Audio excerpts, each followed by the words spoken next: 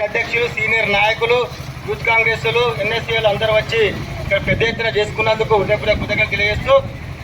తెలంగాణ రాష్ట్రంలో 60 ఏళ్ళ పోరాటం చేస్తే తల్లి సోనియా గాంధీ గారు అమరుల త్యాగాన్ని చూసి తెలంగాణ రాష్ట్రాన్ని ఇస్తే, ఈ తెలంగాణ రాష్ట్రంలో 10 ఏళ్లలో ఒకే కుటుంబం ఒకటే ఆర్థికంగా, ఉద్యోగపరంగా, సామాజికంగా ఎదిగిళ్ళు. నేడు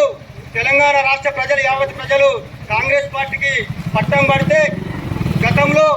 ఏదైతే దోపిడికి 10 ఏళ్లలో అవస్థలకు అప్పలకు గురైన తెలంగాణ రాష్ట్రాన్ని ఇప్పుడిప్పుడే గాడిలో పెట్టుకుంటూ ఒక్కొక్క పని చేసుకుంటూ ఇవాళ